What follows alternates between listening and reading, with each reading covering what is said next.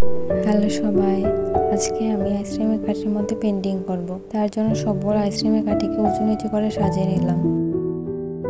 তারপরে পিছনে একটি কাঠির মধ্যে আঠা লাগিয়ে পিছনে দুইটি কাঠি লাগিয়ে নিতে হবে। প্রথমে ফেভিকলের এম আর গ্লু দিয়ে লাগিয়েছিলাম, শুকাতে অনেক বেশি টাইম লাগছিল, এই জন্য ফেভিকলের এস গ্লু দিয়ে লাগিয়ে নিলাম। এই আঠাটা দিয়ে লাগানোর পর আইসক্রিমের কাঠিগুলো খুব তাড়াতাড়ি লেগে গিয়েছে। আজকে আমি আইসক্রিমের কাঠিতে একটা সমুদ্র পেন্টিং করব। তার জন্য আমি সাদার সাথে হালকা আকাশি কালার মিক্সড করে লাগিয়ে নিচ্ছি। তোমরা চাইলে প্রথমে জেসো বা হোয়াইট অ্যাক্রিলিক কালার দিতে পারো, কিন্তু আমার মনে ছিল না, রং করার পর মনে আসছে। যাই হোক, করে তো ফেললাম। উপরে যে আকাশি কালার করলাম এটা হচ্ছে আকাশ, আর নিচে হচ্ছে আমরা সমুদ্র এঁকে নেব। তার জন্য সমুদ্রটা পেন্ট করার জন্য আমরা প্রথমে গাঢ় ব্লু কালারটা দেব, আস্তে আস্তে নিচে দিকে লাইট কালার করব। সমুদ্রটা রং করা হয়ে গেছে, এবার আমরা আকাশে সাদা কালার শেড দিয়ে নেব। আকাশে মেঘটা এঁকে নেব। আমরা একটু আগে যে ব্রাশটা দিয়ে ব্লু কালার মানে হালকা আকাশি কালার করেছি, এটা দিয়ে আমরা শুধু এটার মাথার মধ্যে হালকা একটু সাদা কালার নিয়ে শুধু ব্লেন্ড করে দেব।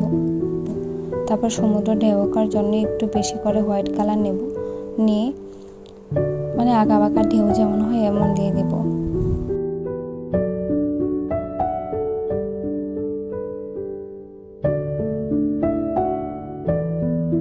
তারপর আমরা ফেভিকলের এস গ্লুটা নিয়ে তার সাথে কিছু বালু মিক্সড করব।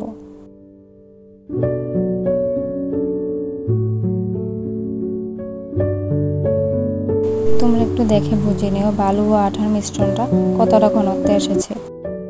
এবার আমরা সমুদ্রের পাড়ে যে বালু থাকে এই বালুটা সুন্দর করে লাগিয়ে নিচ্ছি।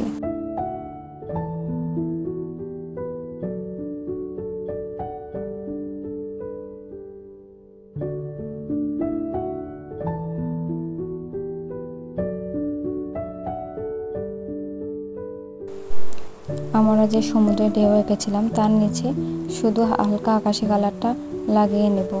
তারপরে ব্রাশে সাদা কালার লাগিয়ে কিছু ছোট ছোট ঢেউ এঁকে নেব।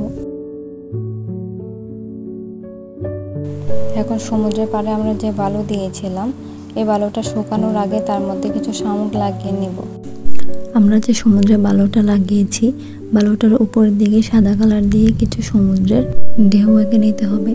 তার জন্য ব্রাশে সাদা কালার লাগিয়ে যে আমরা বালুটা লেগেছে তার উপরে একটু হোয়াইট কালার লাগিয়ে দিলে হয়ে যাবে।